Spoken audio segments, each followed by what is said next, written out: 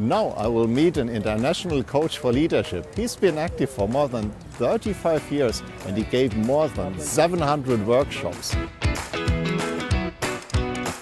Hi, it's nice to meet you. You're Perch? It's a pleasure. I'm Jürgen. Pleasure to meet you. Jürgen? Jürgen. So, Perch, in a nutshell, what does a leader, which skills does he need to have nowadays? I think the most important skill a leader needs to have is to know themselves, to really be able to be clear about what they care about, what they're committed to, what their vision is, what they're up to really know that themselves that way. Because that's a source of their power, I think, is when you know yourself, when you know what matters to you and what you care about and why you want to be a leader. Because it's not these surface things about making money or looking good or being on top. There's immediate things that come up. It's much deeper. Than leadership for me is much deeper. It's about your humanity. Are there core points you recommend that people think about? Yes. To think about their values, think about their long-term vision. What really are they up to in doing this work? Not to just get things done, but who are they? Who are they being? It's a sort of strange word, but I think that's a real source of leadership. When you get in touch with what matters to you, who you are, and then you can lead from there. All the work I do is giving people tools to get clear on that and then to use it. One of the challenges for a leader is maybe disruption. How should a leader treat with that hard topic? Well, disruptions are a predictable big part of life. I have several disruptions every day. They're based on I expect something to happen and it doesn't happen, or I want something to happen and it doesn't. So life gets disrupted. My thinking gets disrupted. And usually the reaction to a disruption, when something happens that you don't want to happen, you slide down, you get upset, you get angry, you get sad, you get frustrated. And unless you learn the tools to get out of that, you'll stay there and maybe even give up on what you were trying. What can I do better then if I have a disruption? When you have you stop, you pause, you call time out, and look at, well, what was my original commitment there? Because I had some commitment or intention there, and you get back in touch with that. A lot of times when you have a disruption, you lose a commitment, you give up. So the first thing is to go back to what are you committed to? And then look to see what did you make up in your mind when this thing happened or didn't happen. What did you make up in your mind that stopped you? And then see if you're still willing to make the commitment and go back to it and get back in action. And in my work, I talk a lot about creating story boxes in our mind, you know. We all know that what's going on right now, how we think and how we feel, is based on things that we know from the past or learn from the past. And so when a disruption happens, we automatically go back to the past. What would be a concrete example and how should I react? Yeah. I think the first action in a disruption is upset. We get angry, sad, all the negative emotions come up. When have you been angry the last time? What's that? When have you been angry the last time, to give your example? Oh, wow.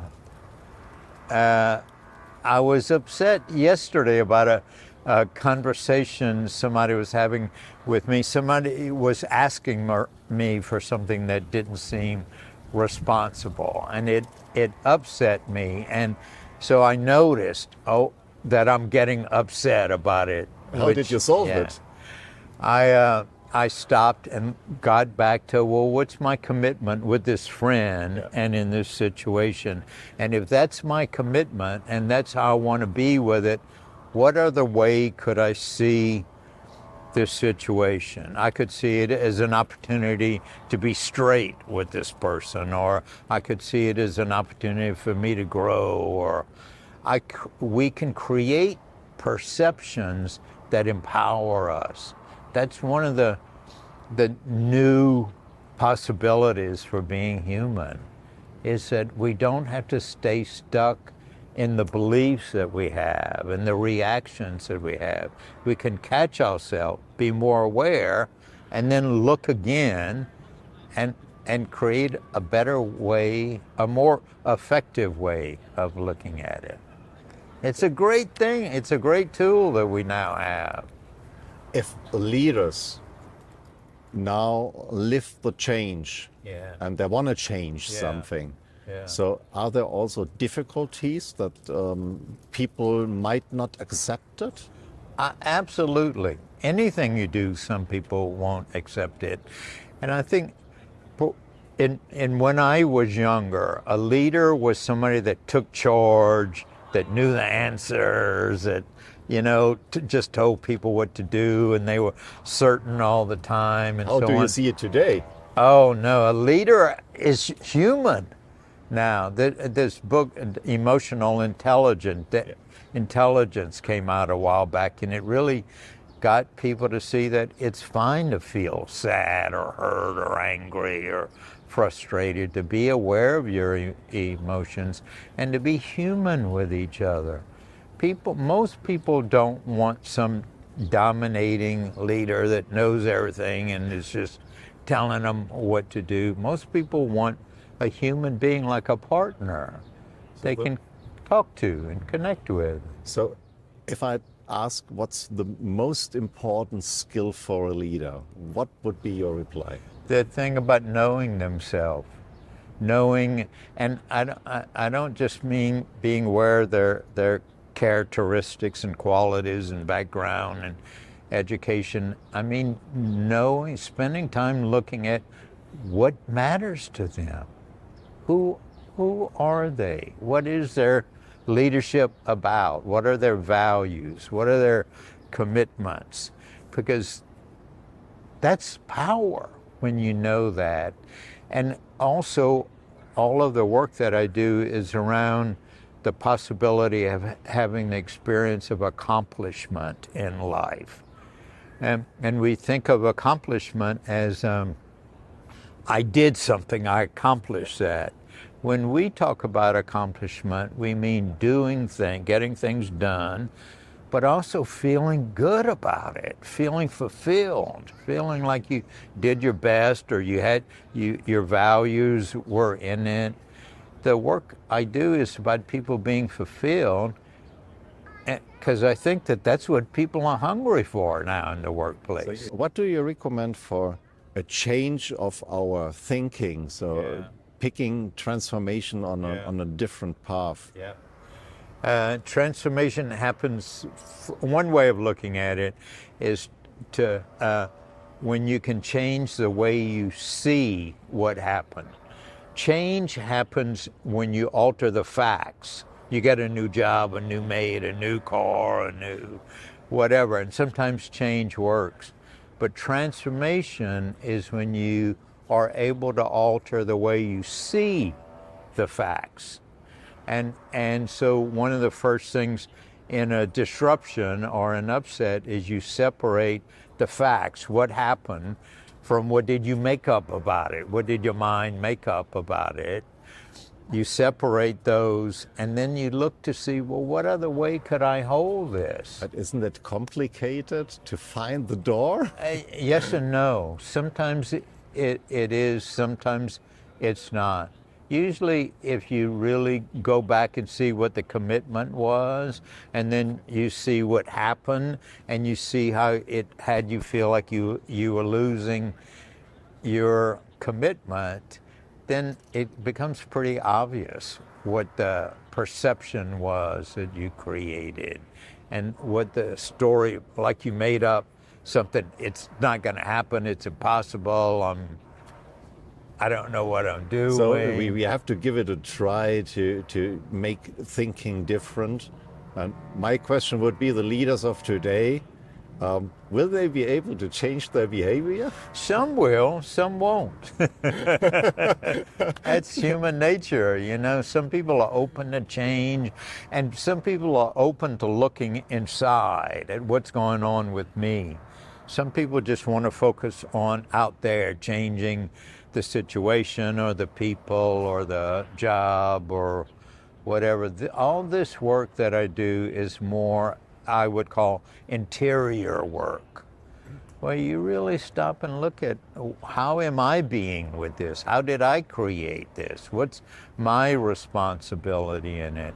It's not blaming life or people out there or the situation. When you whoever you point your finger to and blame, you give them your power, like they did it to me. So, you know, the word accomplishment is a big word for the financial industry. So a massive change, I assume. No.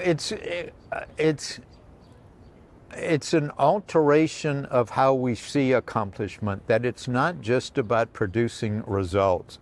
I joke sometimes about we're called human beings, but we more look like human doings. We're doing, achieving, getting to this goal, the end of the day, that project. We look like human doings.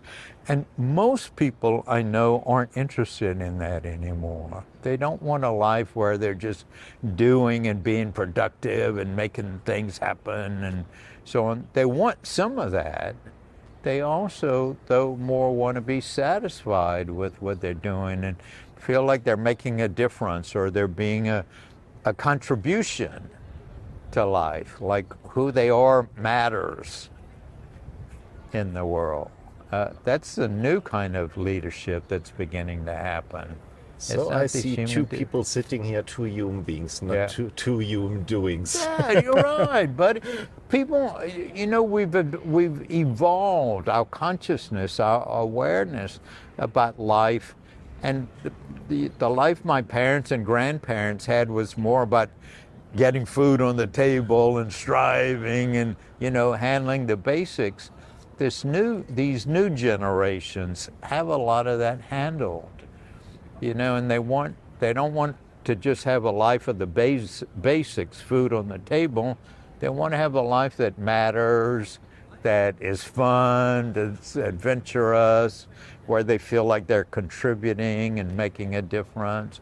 It's a total transformation, and it's happening slowly, gradually, all around the world. Currently, the existing leaders should have a look at the new generation and already adapt to the new circumstances. They have to. They have to.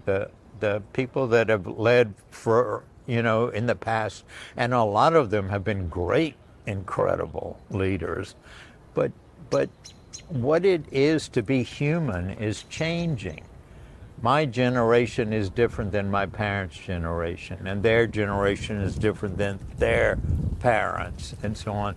So what it means to be human and to have a life and to lead and to have a job and have a family is changing. And so it's important that everybody becomes aware of that and adapts to it. Usually, when we think of integrity, it means being whole, integral, like all the parts are there. And how it applies to leadership is, once you get clear on what your vision is and the kind of leader you want to be and what matters to you, that's one piece. The other piece is to act based on that, to do those kinds of, to live those values. And that gives you integrity. It also gives fulfillment. It gives that experience of accomplishment. If I'm being true to what matters to me and my values and the kind of guy I want to be and the kind of friend I want to be, I usually walk away or feel something good at the end of the day. If I'm not being true to what matters to me, I feel bad, So that also means, and you mentioned, you don't need to be top of the ladder. No. But if you decide for yourself not being top to the ladder, you're a real leader then. Say that again? You could be a real leader then. If you decide not to be top of the ladder, then you're automatically, nevertheless, the top leader because you accepted it. Wonderful. But I think I hold it that we're all leaders. We're all three of us are leading here. You know, we have different roles in the game. Little kid, one of my new gurus is this little 5-year-old kid, my neighbor. He's teaching me. You know, everybody is leading in their own way. Some are leading by being shy or quiet or kind, or, it's not about loud, aggressive, I've got the answer anymore. It doesn't fit anymore. Everybody's leading. Everybody's a leader. That's a nice conclusion. Yeah. Wonderful. Thank you. Sure, thank you.